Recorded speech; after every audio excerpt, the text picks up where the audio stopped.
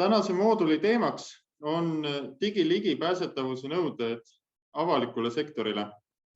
Meie eesmärk on saada ülevaade avaliku sektorile kehtivatest digiligipääsetavuse nõuetest ning vaadata ka praktilisi näiteid, kuidas neid nõudeid rakendada.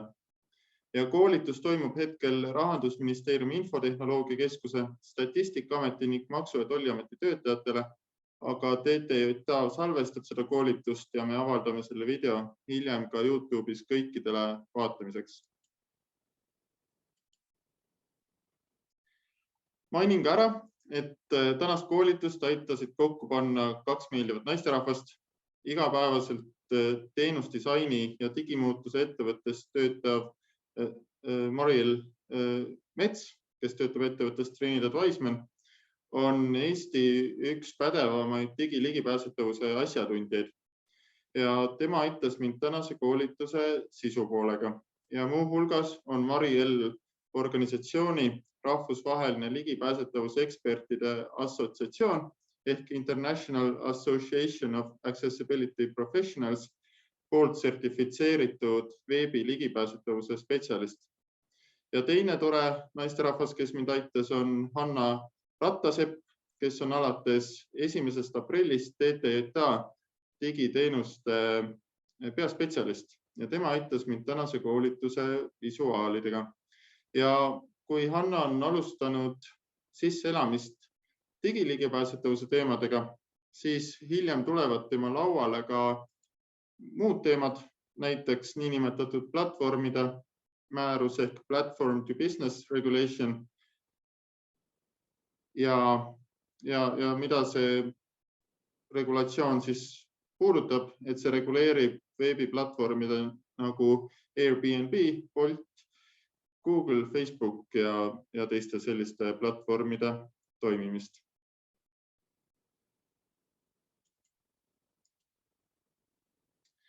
Ja sissejuhatuseks tänasele lühikokkuvõtte kõige olulisemast, millest me esimeses ja teises moodulis rääkinud oleme.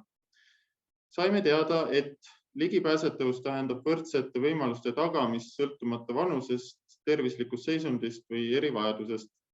Et ligipääsetavuse sihtgruppi kuulub rohkem kui pool Eesti elanikkonnast, et digiligipääsetavus on eriline, kuna digikeskkonnad annavad enneolematult suure ligipääsu ühiskonnale, et digikeskkondade ülesehituses tuleb arvestada erivajaduste ja vastavate tugitehnoloogiatega, et avalikule sektorile kohalduvate õigusaktide suund on muuta avalik sektor digiligipääsetavaks.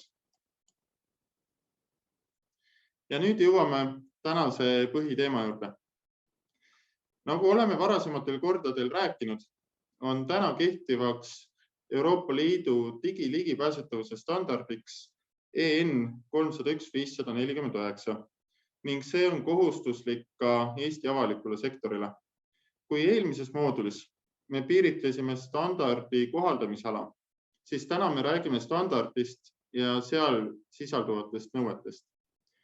Standardil on mitu versiooni ja veebruarist alates kehtib versioon 3.2.1. Standard on äärmiselt mahukas, kuid me saame sealt välja tuua mõned olulisemad osad sellest. Esiteks on standardis peatükkide kaupa välja toodud üksikasjalikud nõuded erinevate info- ja kommunikatsioonitehnoloogia toodete kohta. Tänases koolituses tulevad jutuks nõuded peatükkidest 5, 6, 7, 9, 10, 11 ja 12 ning me peatume peamiselt peatükkidel 9, 10 ja 11, mis käsitlevad vastavalt veebe, mitte veebilisi dokumente nagu PDF-failid ja tarkvara, sealhulgas mobiilirakendused. Samas ei tähenda kriteeriumi olemasolu standardis seda, et see on avalikule sektorile automaatselt kohustuslik. Standardi lisas A on välja toodud nimekirjad, millised standardi kriteeriumid on kohustuslikud avaliku sektori veebidele ja millised on kohustuslikud äppidele. Standardi lisa C kirjeldab üldiselt, kuidas hinnata, kas mõni olukord veebis või äpis vastab kriteeriumile või on tegemist mittevastavusega. Tegemist ei ole testide kirjeldusega, vaid üldiste põhimõtetega. Ning lisa E on nii-öelda standardi kasutusjuhend, sealhulgas on selle alapeatükis E2 antud lühiülevaade standardi sisust.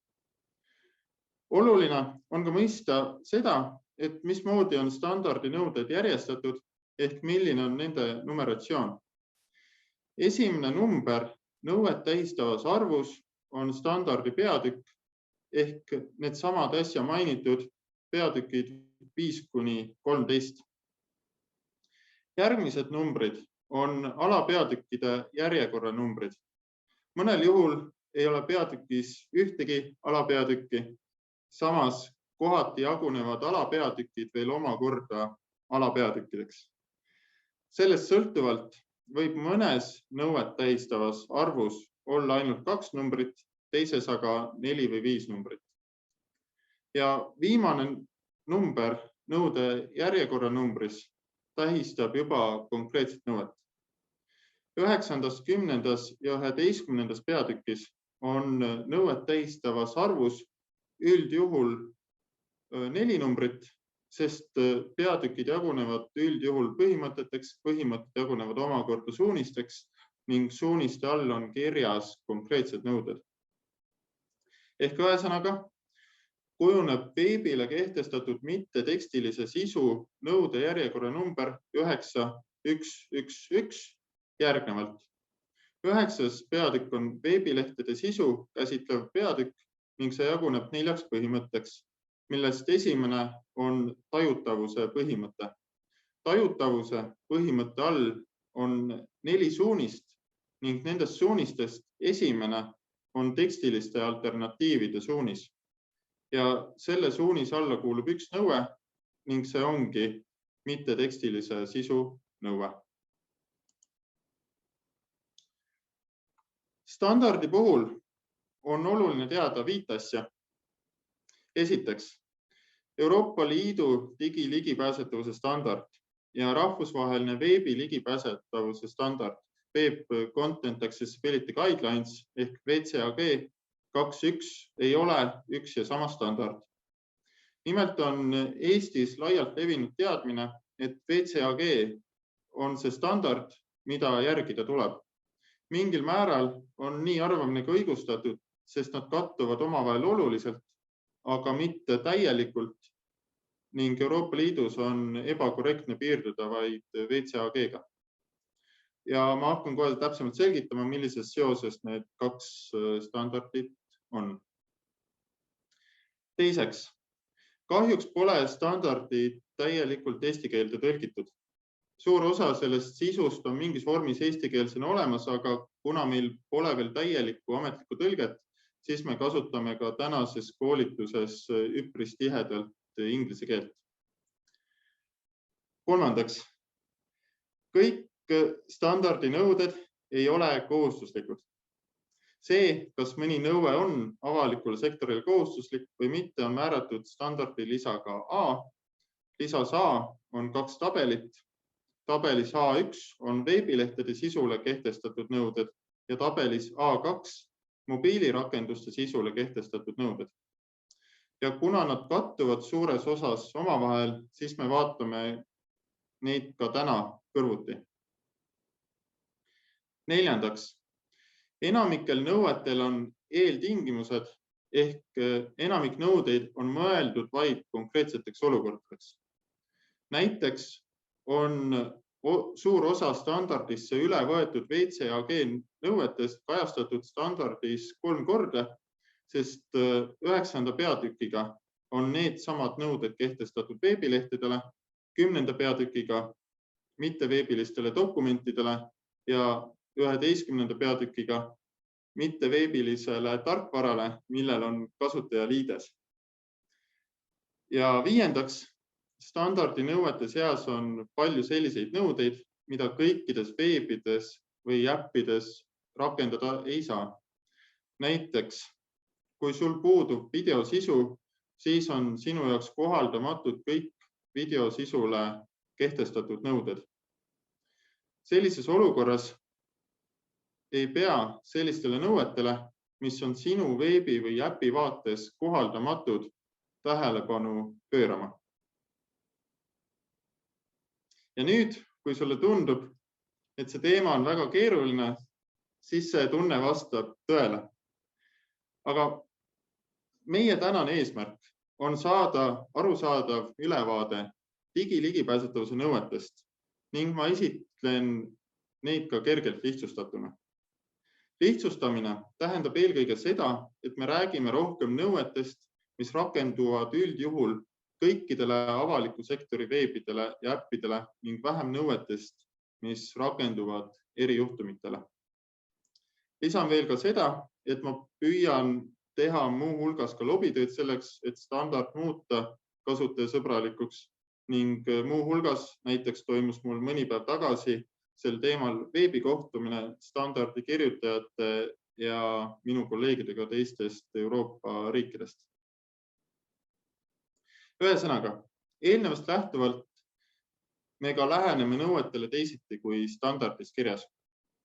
Me räägime esiteks ainult nendest nõuetest, mis on kohustuslikult, aga me vaatame paralleelselt veebe ja äppe ning nagu öeldud, keskendume nõuetele, mis rakenduvad üldjuhul kõikidele veebidele ja äppidele. Kuna suur osa sellistest nõuetest põhineb VCAG-l, siis me eristame tänases koolituses VCAG-le põhinevad ja VCAG välised nõuded. Ja selle toreda meemi ma tekitasin seetõttu, et hoolimata ülikeerulisest standardist on meil ikkagi päeva lõpuks olemas üldine ülevaade nõuetest ja mitmest konkreetsest nõuete rakendamise näitest. Vastavalt siis räägitule me vaatame täna esmalt VCAG-le põhinevaid kohustuslikke nõudeid. Hetkel kehtivas VCAG versioonis VCAG 2.1 on 78 kriteeriumit, mis jagunevad põhimõtete ja suuniste vahel. Ja me räägime põhimõtetest ja suunistest kohe. Igal VCAG nõudel on tase, kas üksik-A, kaksik-A või kolmik-A tase. Üksik-A taseme nõuete järgimine tagab minimaalse ligipääsetavuse mõningatele erivajadustega inimestele. Kaksik-A taseme nõuete järgimine tähendab seda, et ligipääsetavus on üldjoontes tagatud ja olulised takistused eemaldatud. Ning kolmik-A taseme nõuete järgimine pakub juba ligipääsetavuse lisavõimalusi mõningatele erivajadustega inimestele. Euroopa standardisse on üle võetud kõik peale ühe VCAG üksik- ja kaksik-A taseme nõude. Kokku on VCAG 2.1 50 üksik- ja kaksik-A taseme nõuet ning neid me nüüd vaatama hakkamegi. Nagu öeldud, jaguneb VCAG põhimõteteks, põhimõtted jagunevad suunisteks ning suunised jagunevad nõueteks. Kokku on VCAG 2.1 4 põhimõtet. Esimene põhimõte on tajutavus, ehk see tähendab seda, et sisu peab olema tajutav erinevate meelte kaudu. Tajutavuse põhimõtte all on omakorda 4 suunist ning kõikide selle põhimõtte alla kuuluvate suuniste ja nõuete järjekorranumber algab numbriga 1. Teine põhimõte on talitusvõime, ehk see tähendab seda, et sisu peab saama kasutada erinevatel viisidel. Talitusvõime põhimõtte all on omakorda 5 suunist ning kõikide selle põhimõtte alla kuuluvate suuniste ja nõuete järjekorranumber algab numbriga 2. Kolmas põhimõte on mõistetavus, ehk see tähendab seda, et sisu peab olema arusaadav ja kasutajaliidese toimimine ootuspärane. Mõistetavuse põhimõtte all on omakorda 3 suunist ning kõikide selle põhimõtte alla kuuluvate suuniste ja nõuete järjekorra number algab numbriga 3. 4. põhimõte on töökindlus, ehk see tähendab seda, et sisu peab sobituma tugitehnoloogiatega. Töökindluse põhimõtte all on omakorda 1 suunis ning kõikide selle põhimõtte alla kuuluvate suuniste ja nõuete järjekorra number algab numbriga 4. Ja need põhimõtted on tegelikult veebimaailmas üldlevinud ning näiteks oli ka eelmisel korral jutuks, et avaliku sektori digiligipääsetavuse direktiivi artikkel 4 sätestab, et veebid ja äpid tuleb muuta tajutavaks, talitusvõimeliseks, mõistetavaks ja töökindlaks. Sellest lähtuvalt on ka Euroopa standardis tegelikult kõik avalikule sektorile kohustuslikuks tehtud nõuded eelmainitud tabelites A1 ja A2 seostatud nende märksõnadega.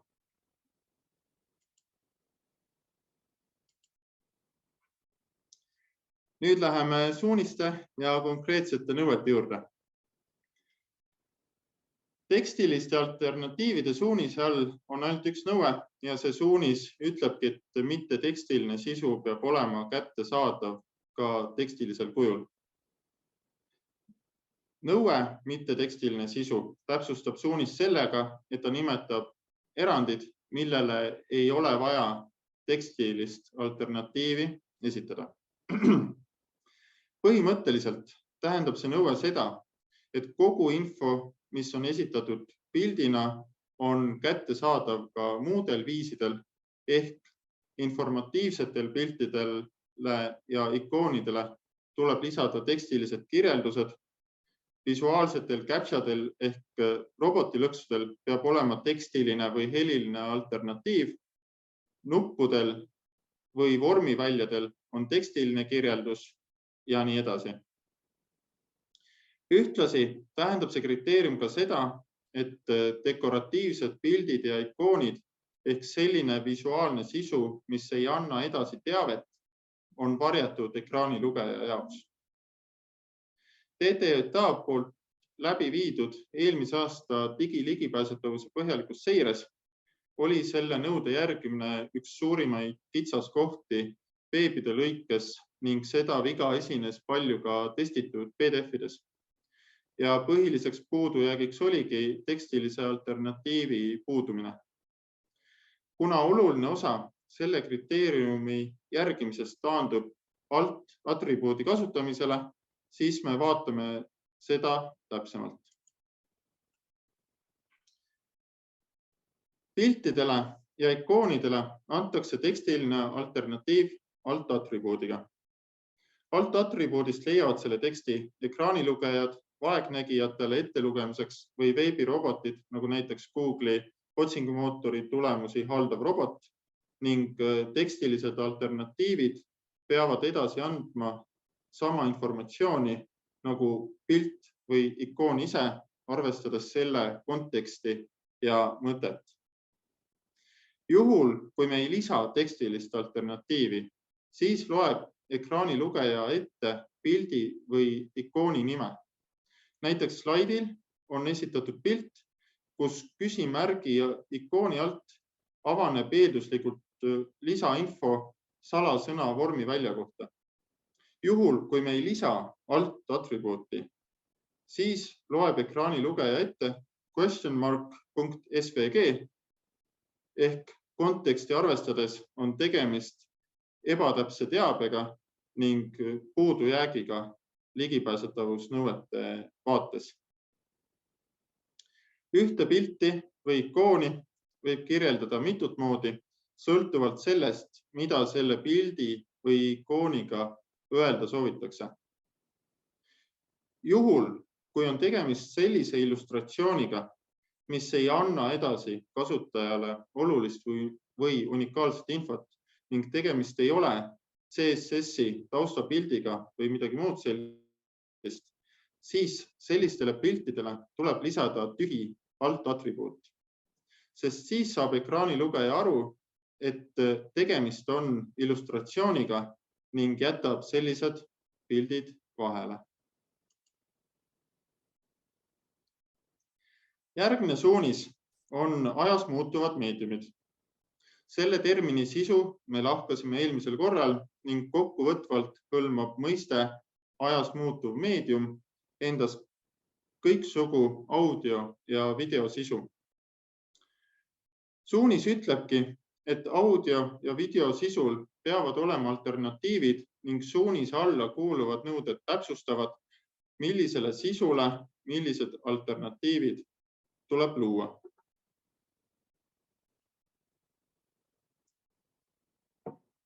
Nõue 1.2.1 tähendab seda, et eellindistatud helisalvestisele või videole on lisatud selle alternatiiv. Näiteks sobib alternatiiviks tekstiline sisukirjeldus ehk inglise keeles transcription, nagu seda on salvestise sisu käsikiri, ettekande märkmed ja nii edasi.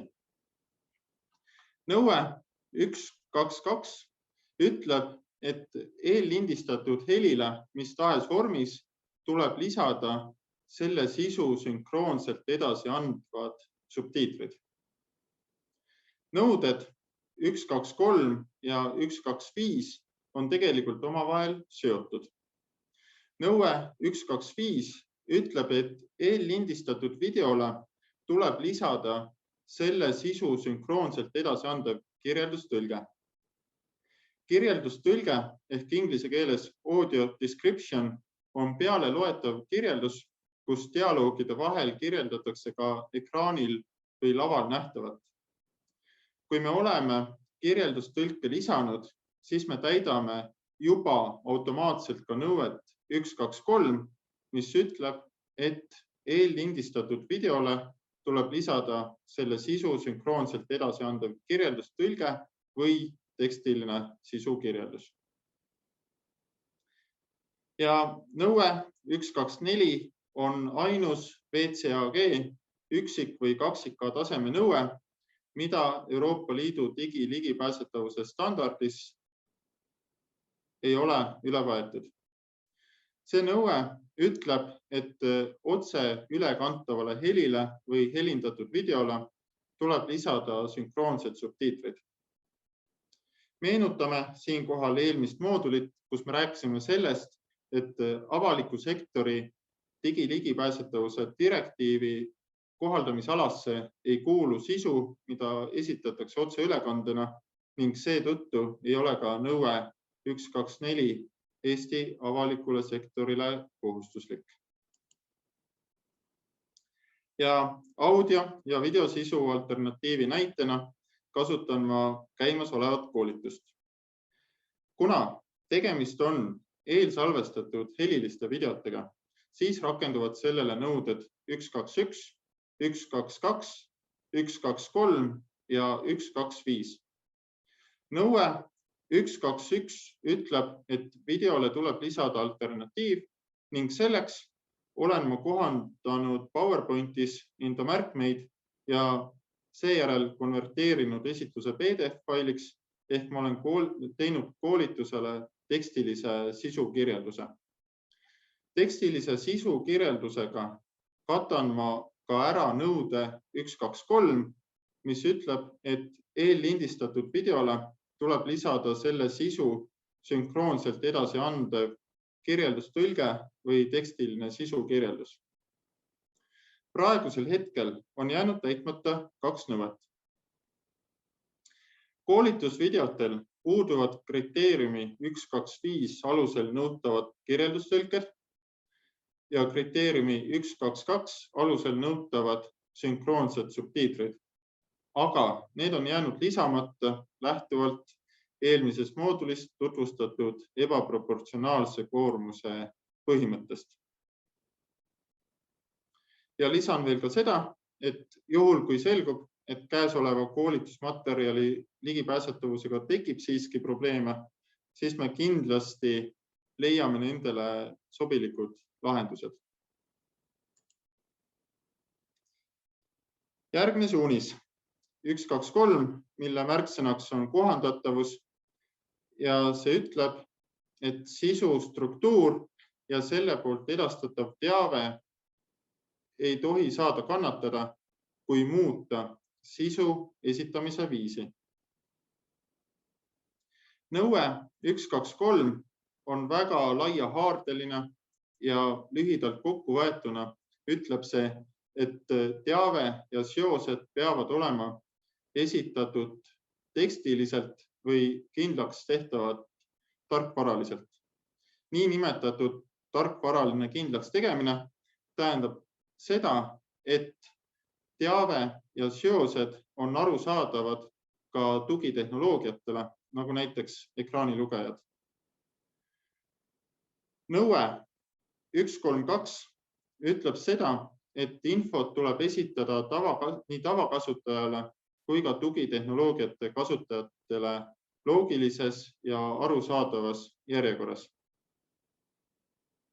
Nõude 133 eesmärk on tagada, et kasutajal on võimalik mõista veebilehe sisu kasutamise juhendeid ka juhul, kui nad ei taju elementide kuju, suurust ja asukohta.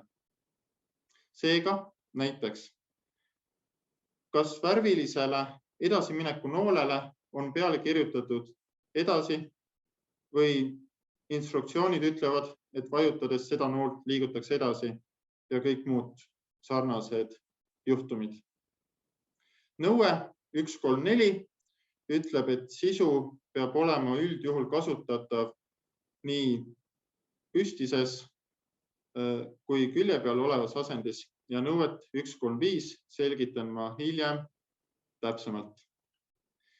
Kuna kohandatavuse suunis on väga tehniline, siis vaatame nüüd mõningaid näiteid. Esimene nendest kaasustest on laiahaardeline nõue 131. TTJA poolt läbi viidud eelmise aasta digiligipääsetavuse põhjalikus seires oli selle nõude järgimine üks suurimaid kitsaskohti, sõltumata sellest, kas tegemist oli veebi, dokumendi või äpiga. Mida me siis selle nõude enim levinud puudujääkidena fikseerisime? Esiteks, pealkirjad. Näiteks ei olnud tegelikult pealkirjad märgitud pealkirjadena või oli pealkirjade struktuur vastuoluline või esinesid sisus tühjad pealkirja elemendid. Teiseks, loendid. Tihti juhtus, et ekraanilugejad ei lugenud loendeid loenditena või olid loendid esitatud ebatäpselt. Kolmandaks, tabelid või mõni teistsugune visuaalselt esitatud informatsioon ei olnud kohati ekraanilugejale arusaadav. Ehk ühesõnaga on kindlasti mõistlik selle nõude nüanssidele tähelepanu pöörata, aga piiratud aja tõttu me liigume hetkel edasi järgmiste nõuetega. Kohandatavuse suunis alt toon ma esile ka orientatsiooninõude. Nimelt on selle eesmärk tagada, et veebi või äpi sisu saab kasutada nii püstises kui ka külje peal olevas asendis vastavalt kasutaja eelistusele ning tüüpiline puudujääk selle nõude osas on see, et mõned tekstid või lingid või elemendid kaovad osaliselt, kui muuta asendit. Kusjuures saab iga arvuti kasutaja kergelt testida mis tahes veebi vastavust sellele kriteeriumile, sest selleks vajalik funktsionaalsus on olemas mitmel brauseril. Ja orientatsiooni teema on seotud ka reageeriva veebidisaini ehk responsiveness'i teemaga, millest me räägime rohkem järgmise suunise all. Aga enne veel, kui me läheme järgmise suunise juurde, räägime spetsiifilise sisuga nõudest 135. Selle nõude nimetus inglise keeles on identify input purpose, mida võib eesti keelde tõlkida kui määratletav sisestusvälja eesmärk. Nõude mõte seisneb selles, et kasutaja kohta infot koguvad vormiväljad peavad olema automaatselt täidetavad autofill funktsiooniga ning nõudest saavad kasu näiteks kognitiivse või füüsiliste erivajadustega inimesed ning tugitehnoloogiate kasutajad. Võib tekkida küsimus, et miks just autocomplete atribuut, sest saab kasutada ainult input type atribuuti, mis samuti ütleb ära, millist liiki sisestusväljaga on tegemist. Autocomplete atribuut on vajalik, sest see toimib personaliseeritult. Näiteks on võimalik kasutada atribuudi väärtust bday, millega saab brauser kasutada kasutaja sünnipäeva vormivälja täitmisel tema sünnikuupäeva. Või näiteks saab autocomplete atribuudiga eristada ära, kas küsitakse näiteks isiku eesnime või selle isiku kasutaja nime ja nii edasi. Ühesõnaga tähendab nõue 135 seda, et kõikidel kasutaja kohta infot koguvatel vormiväljadel peab olema korrektne aktiveeritud autocomplete atribuut. Järgmine suunis on märksõnaga eristatavus ning selle eesmärk on põhisisu muutmine kergelt eristatavaks taustast. Näiteks piisav kontrastsus teksti ja selle tausta vahel, aga ka palju muud. Nõue 141 ütleb, et värv ei tohi olla ainus vahend, millega eristatakse visuaalset teavet. Nõue 142 ütleb, et heli, mis hakkab automaatselt mängima ja kestab kauem kui 3 sekundit, peab olema võimalik katkestada, kinni panna või selle heli tugevust muuta. Nõuded 143 ja 1411 on kontrastsuse teemal ning nendest me räägime eraldi. Nõue 144 ütleb, et sisu peab olema loetav ja funktsionaalne, kui veebilehitseja, faili või nutitelefoni operatsioonisüsteemi suurendus seadistatakse 200% peale. Nõue 145 ütleb sisuliselt seda, et teksti ei esitleta pildivormingus või on pildivormingus teksti olemasolul sellele lisatud tekstiline alternatiiv. Erand on kehtestatud logodele ja brändide nimedele. Nõuded 1410, 1412 ja 1413 on üpris tehnilised ja spetsiifilised ning neid me vaatame mõne hetke pärast täpsemalt.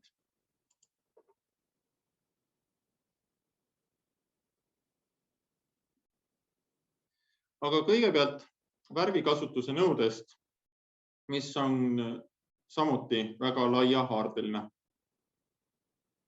Näiteks kohustuslikke väljusid ei tohi eristada vabatahtlikest üksnes värviga. Lingid peavad olema lisaks värvile eristatud muust tekstist alumise joone või mõne muu sellise asja järgi. Ringdiagrammi sektorite nimetused on kas sektori peale kirjutatud või vahetult nende kõrvale kirjutatud ja nii edasi. Lihtne näide selle nõude kohta on see, et vigaselt täidetud väljad on eristatud korrektselt täidetud väljadest lisaks värvile ka näiteks paksema joone ja ikooniga. Nüüd kontrastsusreeglitest. WCAG-s käsitleb üldjuhul kontrastsusreegleid 2 nõuet. 1.4.3 ehk lihtsalt kontrastsuse miinimumnõue ja 1.4.11 ehk mittetekstiline kontrastsus. Need kriteeriumid sõnastavad 2 põhireeglit ning kuigi WCAG-s on erinevaid kontrastsusreegleid rohkem, siis meie vaatame aja kokkuhoiu huvides vaid neid 2 põhilist. Esiteks peab olema tavaline tekst enda taustast 4,5 korda kontrastsem minimaalselt. Teiseks võivad olla suured tekstid ning mittetekstilised komponendid enda taustast minimaalselt 3 korda suuremad.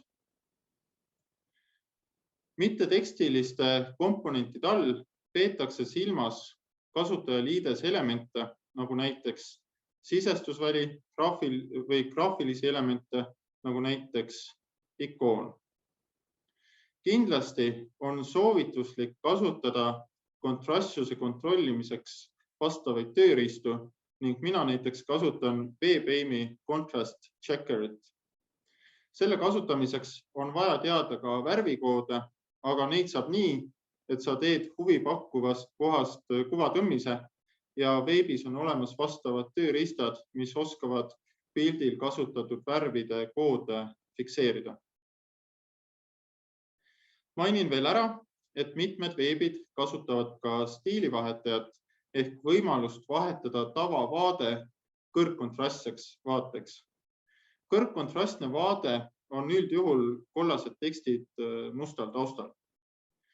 Stiilivahetaja ei ole kohustuslik, aga kui seda kasutada, siis peavad sellele alluma kõik elemendid.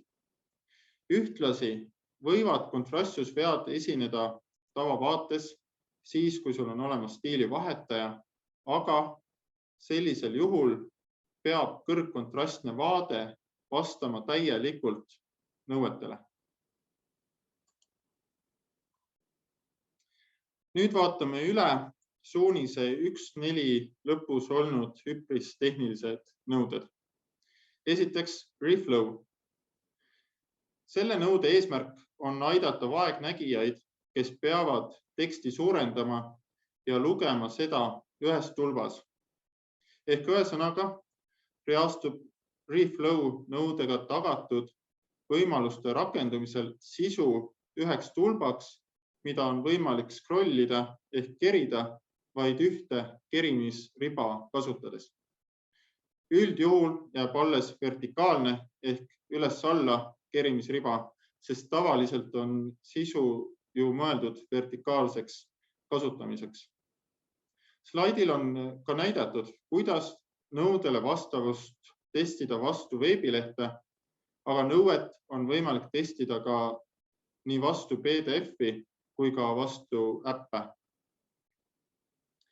Sisuliselt tähendab kriteeriumi järgmine seda, et sisu on kasutatav ka 320 CSS piksli laiuselt.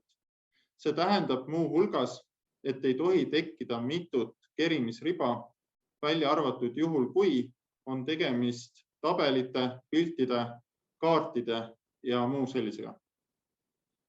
Selle nõude osas esines puudujääke kõikides veebides, mis olid TTJA poolt läbi viidud eelmise aasta digiligipääsetavuse põhjalikus seires.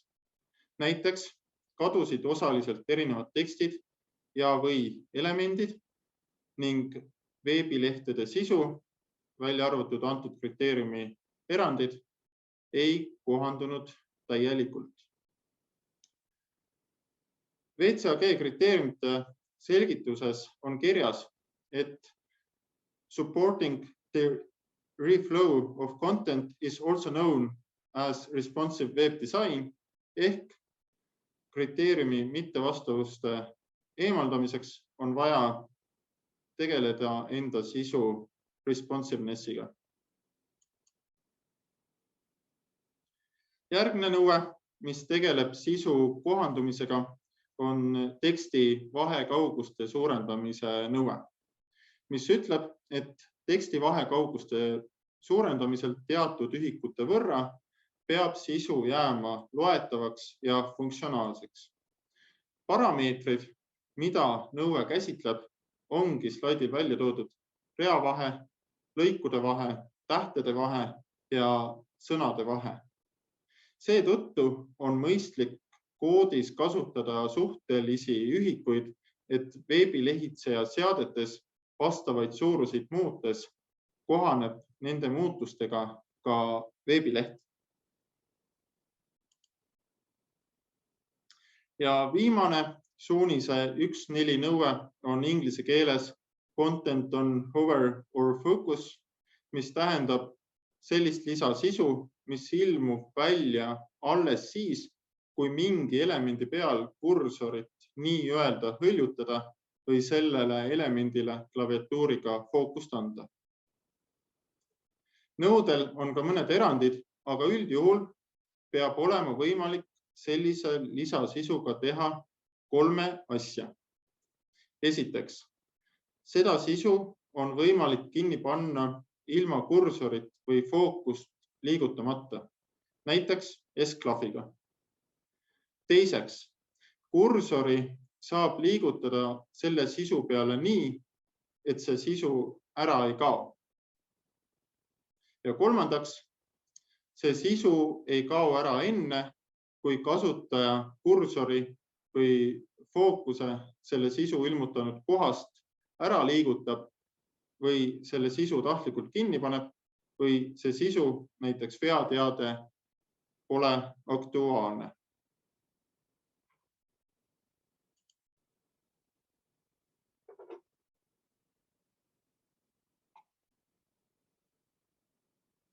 Nii, järgmine suunis.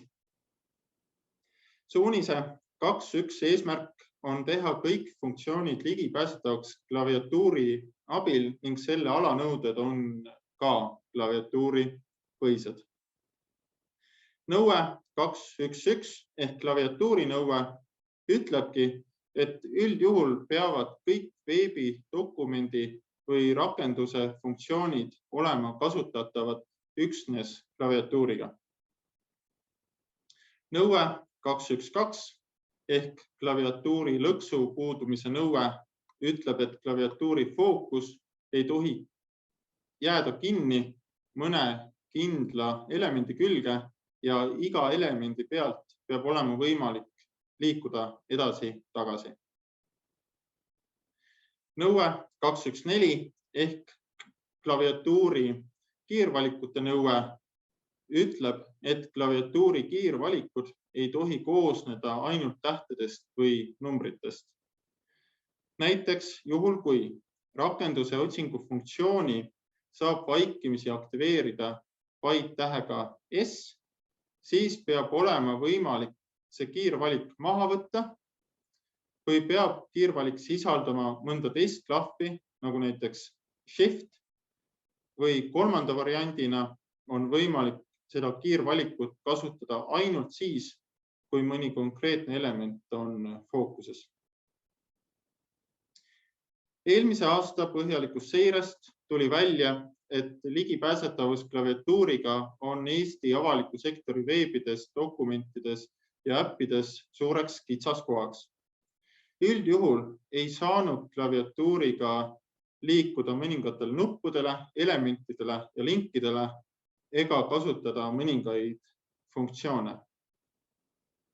Nagu me koolituse esimeses moodulis rääkisime, on klaviatuuriga ligipääsetavus oluline liikumispuude ja motoorikahäiretega inimestele ning klaviatuuriga testimine on tegelikult väga-väga lihtne igaühe jaoks.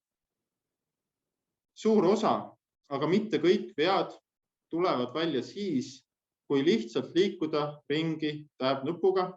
See on see edasi-tagasi nooltega nupp klaviatuuri vasakus küljes ning proovida, kas saab näiteks Enter-nupu abil midagi avada, sulgeda, aktiveerida ja nii edasi.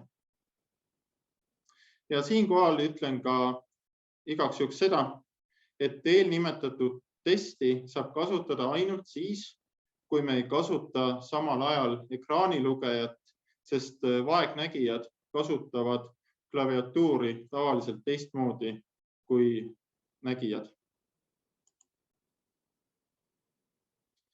Suunise 2.2 eesmärk on anda kasutajatele sisu lugemiseks ja kasutamiseks piisavat aega ning kuna mul on mõlema suunise alla kuuluva kriteeriumi kohta olemas ka näide, siis lähemegi nendega edasi. Nõue 2.2.1 ütleb seda, et sisust tulenevat ajalist piirangut peab olema võimalik välja lülitada või muuta või pikendada. Näiteks enne automaatset väljalogimist tuleb teatada, et kasutaja sessioon on aegumas ja pakkuda valikut jätkamiseks või väljalogimiseks. Nõude eranditeks on see, et ajalimiit on vältimatult vajalik või see, et ajalimiit on pikem kui 20 tundi. Nõue 2.2.2 ehk inglise keeles pause, stop, hide ja eesti keeles ajutine katkestamine, peatamine, peitmine ütleb kahte asja. Esiteks, peab olema võimalik peatada, panna pausile või peita sisu, mis on automaatselt liikuv või sähviv, nagu näiteks animatsioonid ja karussellid ning mis kestab kauem kui 5 sekundit. Teiseks peab olema võimalik peatada, panna pausile või peita dünaamilist sisu, nagu näiteks automaatne lehevärskendus või peab olema võimalik kohandada uuenduste tihedust.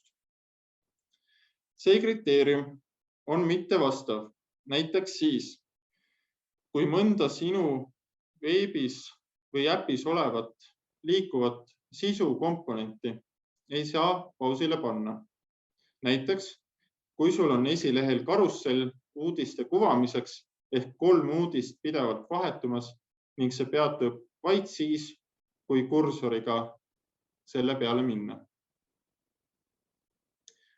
Meie digitaalne sisu ei pea muutuma 100% staatiliseks. Usun, et enamik Eesti inimestest ja ka teie seast on vaadanud viimastel kuudel Delfi otseblogi Ukraina sündmustest. Märtsis kuvati otseblogi juures ka vaikimisi liikuvat animatsiooni, aga lugejatele oli antud kiiduväärt võimalus rünnaku suundi märkivad liikuvad nooled välja lülitada. Ehk ühesõnaga on väga head sellised lahendused, kus kasutajal on võimalik ise sisu liikumist reguleerida.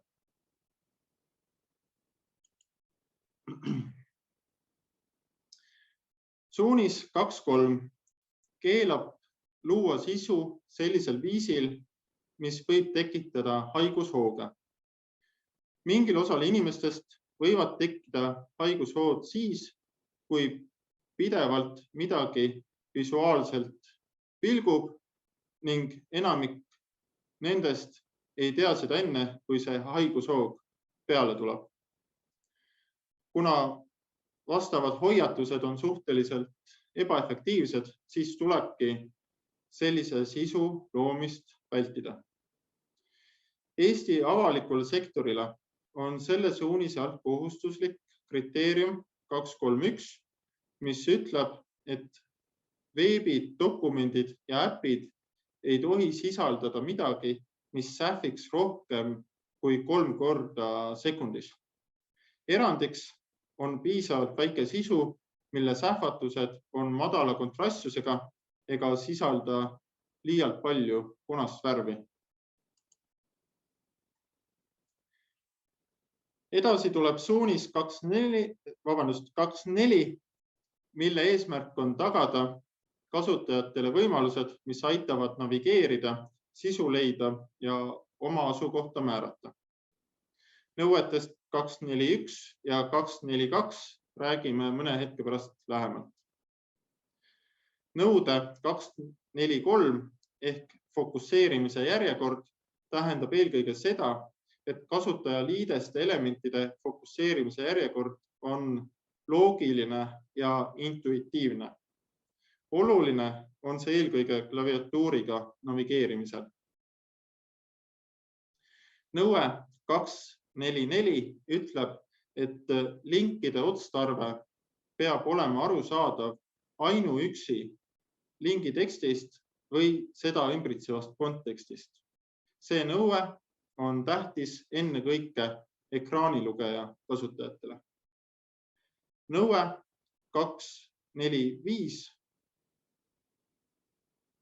mõte seisneb selles, et igal alamlehel peab olema mitu võimalust minna teistele alamlehtedele. Näiteks on igal alamlehel domeeni menüü ja otsing. Nõue 246 ütleb, et pealkirjad ja sildid peavad olema sisuliselt täpsed, kirjeldama teemat või otstarvet ja nii edasi.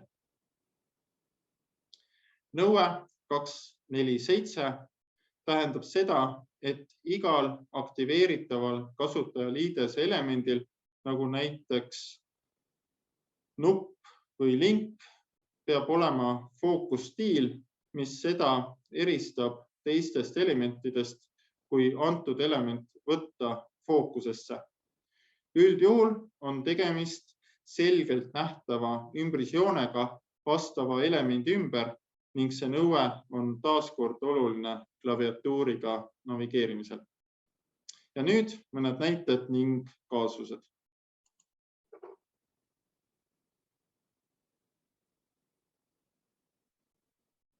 Nõue 241, mis on kohustuslik ainult veebilehtedele, ütleb, et veebilehtedel peab olema ülehüppamislink. See link on tavaliselt vaikimisi varjatud, aga alustades klaviatuuriga navigeerimist lehekülje algusest tuleb see esile ning sellele klikkimine viib klaviatuuri fookuse lehekülje algusest kohe põhisisuni. Ehk toimub nii-öelda hüpe üle infost, mis asub alamlehe päises ja on sama kõikidel alamlehtedel, nagu näiteks alamlehtede menüü. Selle lingi olemasolu muudab veebi kasutamise lihtsaks nii vaegnägijatele kui ka liikumispuude ja motoorikahäiretega inimestele. Slaidil on ka kaks näidet, et mis juhtub siis, kui lihtsalt liikuda ülehüppamislingist üle ning mis juhtub siis, kui ülehüppamislingile klikkida.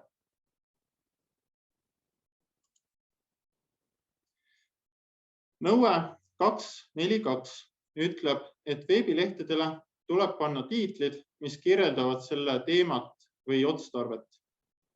Tiitlid on need nimetused, mis on näiteks kirjas veebilehitseja kõige ülemisel real vahekaartidel. Ja tiitlid peavad olema ka dokumentidel nagu PDF-failid. Head veebilehe tiitlit iseloomustab see, et esmalt on tiitlis kirjas alamlehe nimi ning seejärel asutuse või ettevõtte või domeeni nimi. See on oluline, sest juhul, kui me näiteks avame mitu vahekaarti, sama veebi mitu vahekaarti, siis oleksid näha ainult üldnimed ja meil ei oleks nagu infot täpselt, mis mingisuguses vahekaardis meil parajasti avatud on.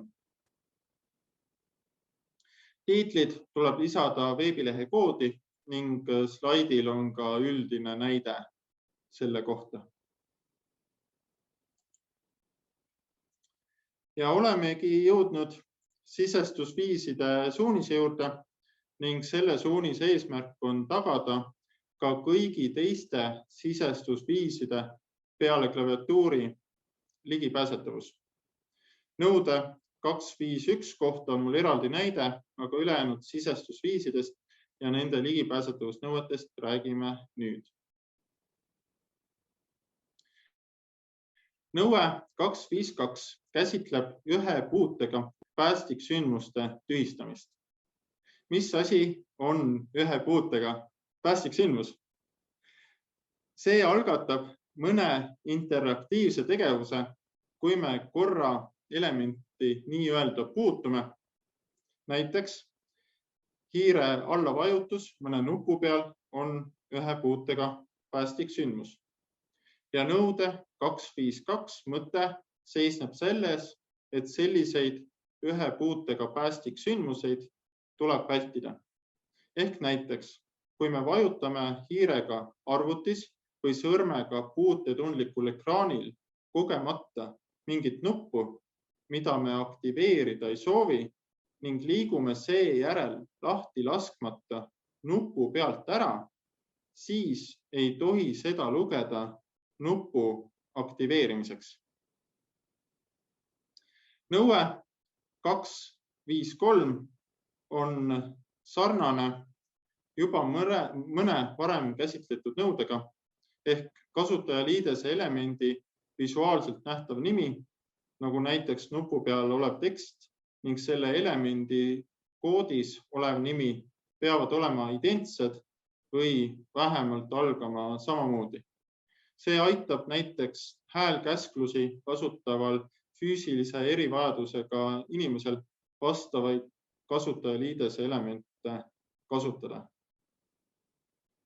Ja nõue 254 ütleb, et funktsionaalsusi, mida tuleb aktiveerida näiteks seadme liigutamisega, nagu mobiili raputamine või kasutajaliigutusega, nagu näiteks kaamerasse lehvitamine, et selliseid funktsionaalsuse peab saama aktiveerida ka nii-öelda tavapäraste võimaluste, nagu näiteks vajutamine nupule abil.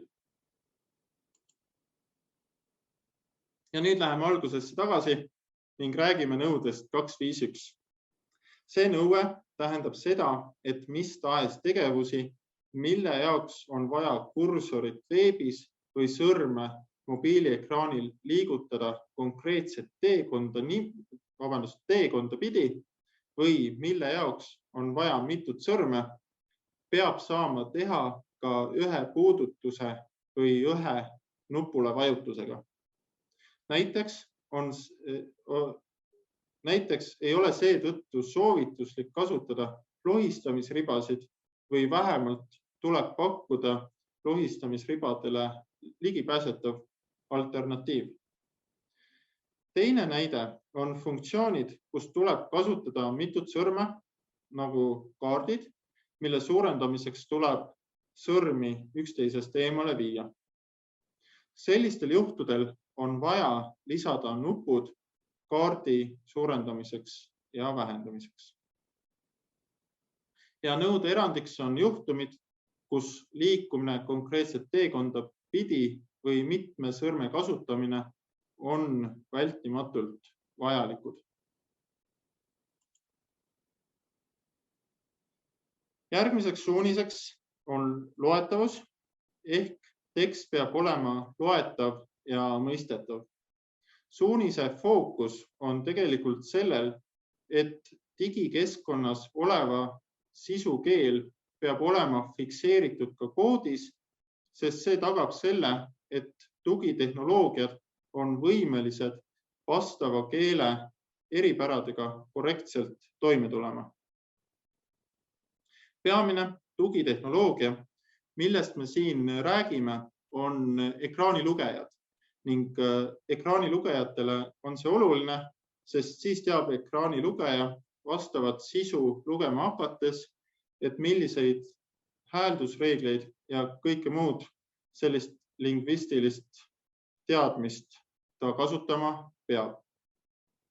Nõue 311 ütlebki, et veebilehe keel peab koodis olema fikseeritud keele atribuudiga langatribuut ning nõue 312 ütleb, et kui mõni teksti osa on teises keeles kui veebilehe põhikeel, siis tuleb see olukord fikseerida vastava atribuudiga.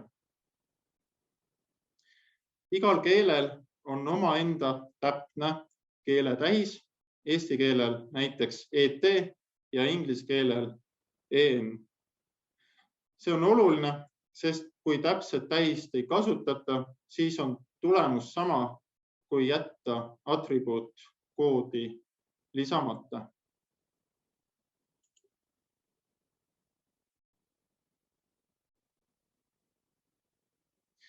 Nii, suunise 3.2 sisuks on see, et veebide välimus ja toimimine peab olema ettearvatav. Nõue 3.2.1 ütleb seda, et elemendi fookusesse võtmisel ei tohi toimuda olulist ja ootamatut muutust. Näiteks nõue on mittevastav siis, kui ma liigutan klaviatuuriga fookuse vormi saatmise nupule ning ilma seda nuppu vajutamata ehk aktiveerimata ehk ilma vormi ärasaatmise käsklust andmata saadab veebileht vormi automaatselt ära. Nõue 3.2.2 on eelmisega sarnane, lihtsalt see käsitleb sisestusväljasid. Ehk see nõue on mittevastav näiteks siis, kui ma liigun sisestusväljalt sisestusväljale ning selle ajal avaneb ootamatult mingi täiesti uus veebileht eraldi aknas. Nõue 3.2.3 ütleb, et kõikidel alamlehtedel olevad navigatsioonielemendid peavad olema läbivalt samasugused. Näiteks alamlehele korduva veebidomeeni menüü ülesehitus peab olema läbivalt samasugune. Nõue 3.2.4 tähendab seda, et kõikidel alamlehtedel olevad sama funktsiooniga elemendid peavad olema sarnased. Näiteks otsingulahter iga alamlehe päises peab olema nimetatud igal alamlehel ühtemoodi.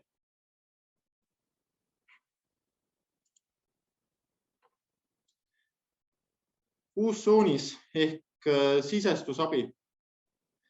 Selle eesmärgiks on aidata kasutajatel vigu vältida ja parandada. Kõik suunise alla kuuluvad 4 kohustuslikku nõuet on vähemal või rohkemal määral omavahel seotud. Nõue 3.3.2 ütleb, et vormiväljade juures peavad olema arusaadavad selgitused, mis sisendit sinna oodatakse. Nõue 3.3.1 ütleb, et kui kasutaja teeb vea, peab olema vigane väli teistest eristatud ja juures peab olema tekstiline veateade. Nõue 3.3.3 täiendab eelmist ning lisab, et veateates peab olema ka soovitus selle parandamiseks.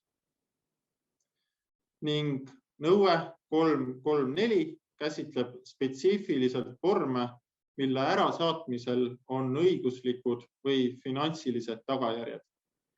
Selliste vormide ärasaatmine peab olema tagasivõetav või kasutajal peab olema võimalik sisendis olevaid vigu tuvastada ja parandada või peab olemas olema mehhanism, mis lubab sisendi kinnitada enne selle lõplikku ärasaatmist. 2 näidet ka selle suunise teemal.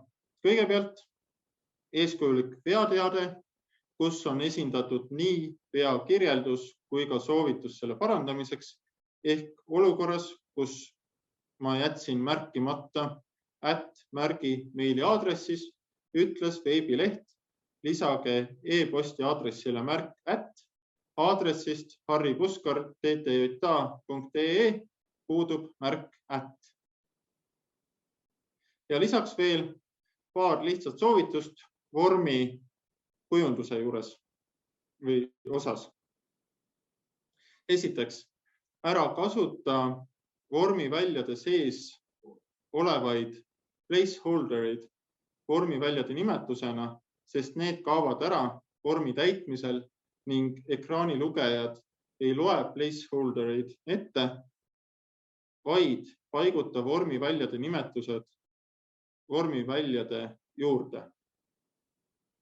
Teiseks, paiguta vormiväljade nimetused vastavate vormiväljade kohale, sest iga vormivälja nimetus on erineva pikkusega ning juhul, kui paigutada vormiväljad ja vastavad nimetused kõrvuti, siis on nende omavaheline kaugus ebaühtlane. Kolmandaks, tekita erinevate vormiväljade vahele suurem ruum kui vormivälja ja vastava nimetuse vahele, sest nii sa seostad visuaalselt konkreetsed väljad konkreetsete nimetustega. Ja neljandaks, kasuta üheselt mõistetavaid vormiväljade nimetusi. Näiteks, kui sa küsid perekonnanime, siis ära küsi sellele eelnevas lahtris lihtsalt nime, vaid küsi eesnime. Neid soovitusi võib veel tuua, aga hetkel piirdume nende 4.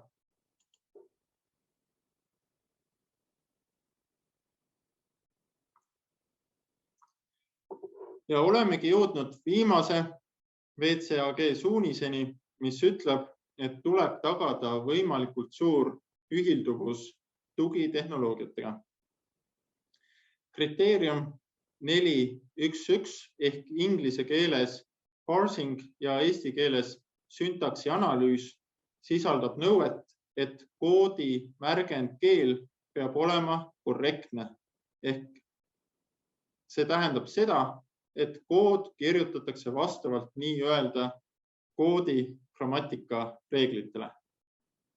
Korrektne märgendkeel tagab selle, et tugitehnoloogiatel ei teki probleeme toimimisega ning näiteks mitmed klaviatuuriga ligipääsetavuse puudujäägid saavad seeläbi kõrvaldatud, sest HTML ja CSS ühilduvad klaviatuuriga vaikimisi ega vaja erilisi modifikatsioone.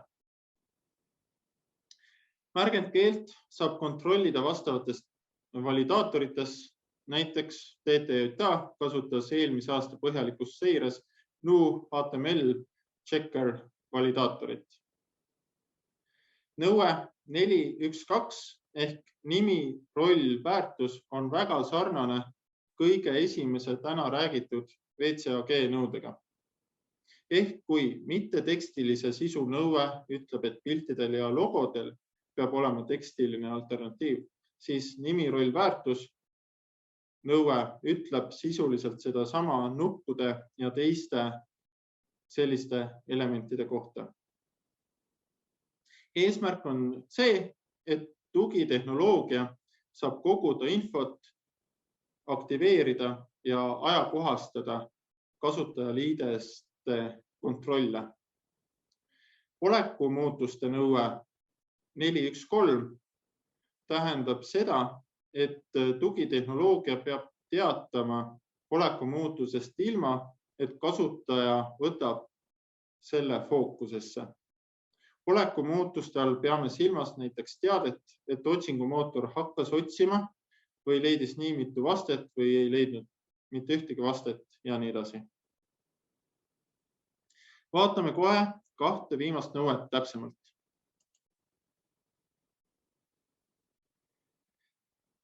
Nagu öeldud, on nõude nimi, roll ja väärtus eesmärk tagada seda, et tugitehnoloogiad nagu näiteks ekraanilugejad ja häälkäsklused saavad koguda infot, aktiveerida ja ajakohastada kasutajaliideste elemente nagu näiteks vormiväljad ja nupud.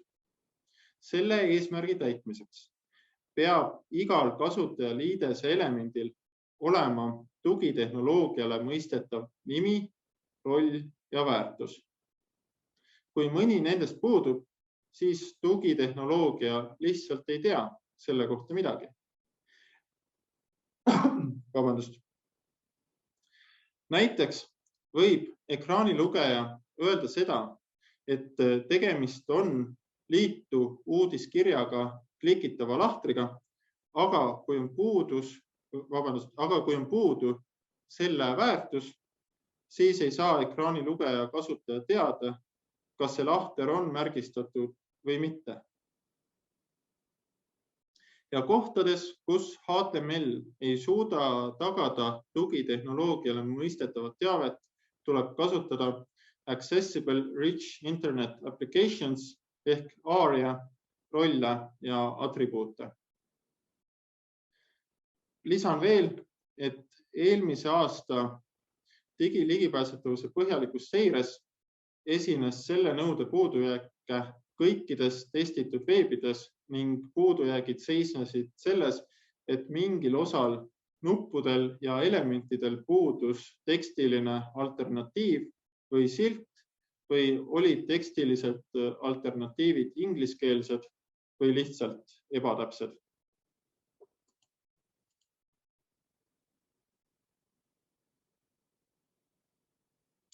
Ja viimane PCAG kohustuslik nõue ehk oleku muutused. See nõue tähendab seda, et ekraanilugejad teatavad nende kasutajatele oleku muutustest, nagu näiteks veateated või otsin või leitud 42 otsingu tulemust, ilma et kasutaja selle teate fookusesse võtab. Nõude täitmiseks saab kasutada sisus erinevaid atribuute, näiteks role status või ARIA live polite atribuudid.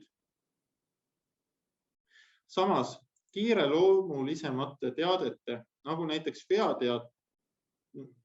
veateade, ümber on mõistlik lisada role alert või ARIA live assertive atribuut, sest siis katkestab ekraanilugeja pooleli oleva lause ning hakkab kohe ette lugema tekkinud veateadet.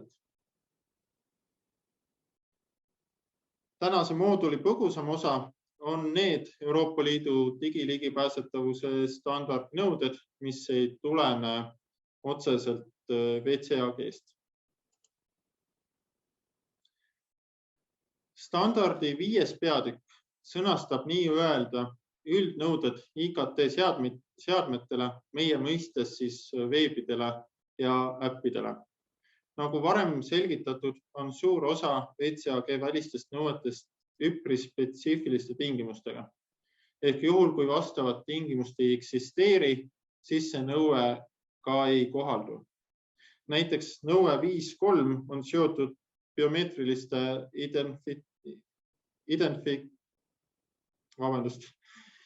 identifikaatoritega, aga 5. peatüki alguses olevatest nõuetest soovin teie tähelepanu pöörata nõudele 5.2. Kriteeriumi 5.2 mõte on põhimõtteliselt see, et spetsiifilise erivajadusega kasutajate jaoks mõeldud ligipääsetavuse funktsioonid peavad olema aktiveeritavad ka vastavate inimeste poolt. Näiteks, kui vaegnägijal on võimalik muuta veeb tavapärasest kontrastsemaks, siis kõik nupud, mida tuleb selleks vajutada, peavad olema kõrgema kontrastsusega. Tartu.ee leht on hea näide selle nõude järgimisest, sest me näeme, et valge kirjaga tumehall nupp vaegnägijale on valgel taustal lehekülje päises. Sellele klikkides avanevad valikud vaegnägijale, sealhulgas on kõrgkontrastsuse valik kollases kirjas mustal taustal ning valikut aktiveeriv tumesinine nupp valge kirjaga rakenda seaded tumehallil taustal.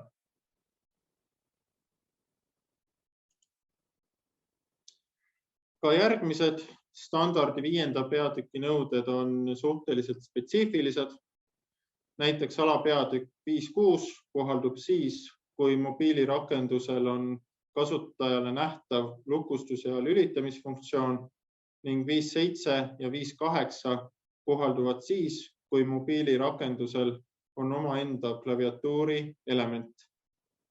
Kriteerium 5.9 on sarnane WCAG sisestusviiside suunisele, sest see ütleb, et tegevusi, mis nõuavad mitme asja koos tegemist, peab saama teha ka ühe tegevuse kaupa.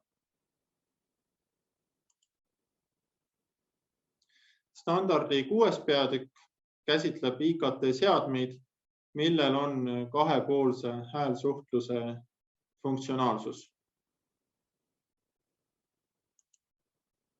Jätkuvalt 6. peatükk, näiteks nõue 6.3 ütleb, et juhul, kui testitav IKT seade pakub helistaja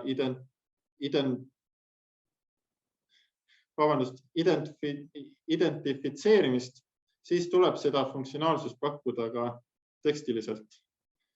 Valisin vist valed näited, mida hääldada teile. Peatükk 6.5 käsitleb põhimõtteliselt videokõnesid.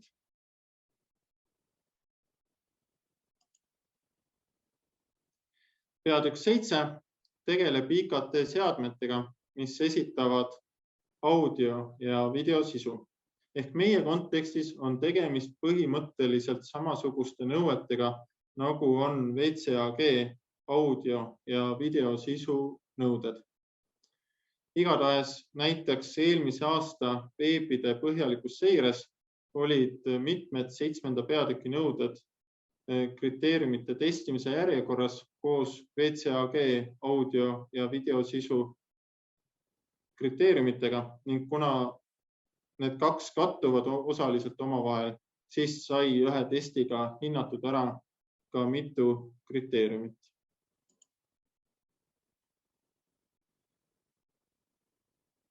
Omapärased kriteeriumid Euroopa Liidu digiligipääsetavuse standardis on nii-öelda kokkuvõtvad kriteeriumid. Nõue 9.6 ütlebki põhimõtteliselt seda, et vähemalt ühe 9. peatükis oleva kohustusliku nõude mittevastavus tähendab seda, et ka kriteerium 9.6 on mittevastav testitavas veebis. Ehk sellel nõudel ei ole otsest praktilist rakendust, aga kui me viime läbi põhjalikku seiret mõne veebi üle, siis me peame arvesse võtma kõiki kohustuslikke nõudeid ning antud kriteeriumi puhul me peame samuti ütlema, et kas veeb on sellele kriteeriumile vastav või mittevastav. Teine omapärane kriteerium on 11.5.2.3 mitmel põhjusel. Esiteks on ka see kokkuvõttev kriteerium ning see võtab kokku 13 kriteeriumit vahemikus 11.5.2.5 kuni 11.5.2.17. Ehk kui üks nendest 13 on mittevastav, on koheselt mittevastav ka kriteerium 11.5.2.3. Teiseks on need 13 nõuet suunatud spetsiifiliste kasutajaliidese elementidele ehk need täpsustavad ja dubleerivad mitmeid WCAG kriteeriume, nagu näiteks äsja räägitud nimi, roll ja väärtus. Põhimõtteliselt on nende 11.5.2 kriteeriumite sisuks see, et tugitehnoloogiaga peab kätte saama info näiteks tabelite, sisestusväljade, kasutajaliidese elementide rolli, staatuse ja muu sellise kohta.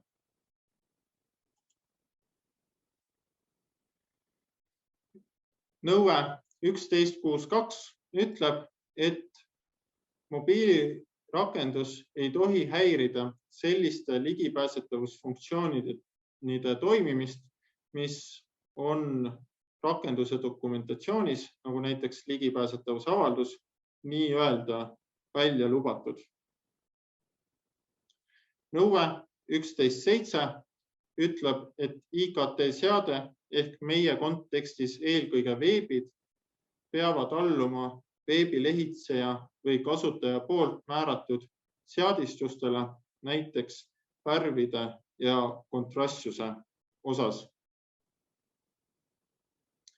Ja alapeatükk 11.8 käsitleb veebe ja äppe, mille põhifunktsioon on olla sisuloome tööriist.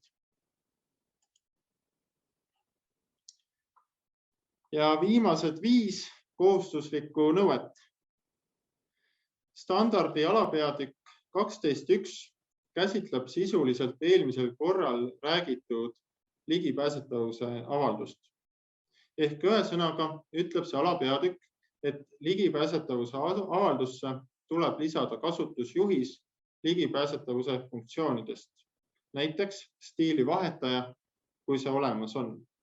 Ning sellele ligipääsetavuse avaldusele kehtivad samasugused nõuded nagu ülejäänud veebi ja äpi sisule. Standardi alapeatükk 12.2 ütleb 3 asja. Esiteks, veebi või rakenduse kasutaja tugi, näiteks teie asutuse kõnekeskus, peab pakkuma infot äsja mainitud kasutusjuhise kohta. Teiseks, erivajadustega inimesel peab olema võimalik suhelda kasutaja toega. Ja kolmandaks, kasutaja toe poolt väljastatav dokumentatsioon peab vastama veebidele ja dokumentidele kehtestatud ligipääsetavusnõuetele. Seoses selle teise punktiga igaks juhuks mainin ka ära, et ma eelmise aasta novembris nõuete vastavuse testimise metoodika kokkupanekul uurisin väga põgusalt, kuidas erivajadustega inimesed suhtlevad erinevate kasutajatugedega. Selgus, et üldjuhul kasutatakse neid samu suhtluskanaleid nagu ülejäänud inimesed ja suhtlus on üldiselt sujuv. Kurdid kasutavad ka kaugtõlketeenust, kus tõlk suhtleb kasutaja toega üle tavalise suhtluskanali. Ning suuremaid probleeme võib esineda vaid veebides ja äppides olevate juturobotitega, sest need võivad olla pimedatele ligipääsmatud. Kuid mulle tundub, et rohkem küsimusi hetkel ei ole ja ma tänan väga, et olemegi ligi 2 tundi neid nõudeid siin vaadanud. Aitäh teile kuulamast. Loodan väga, et koolituse alguses lubatud eesmärk, et on olemas ülevaade nõuetest ja mõningatest praktilistest näidetest on täidetud ja hetkel plaanide kohaselt kohtume järgmine kord juba natuke vähem kui nädala aja pärast 6. mail, kui teemaks on digiligipääsetavuse tagamine. Minu poolt veel kord suur tänu ja ilusat päeva jätku.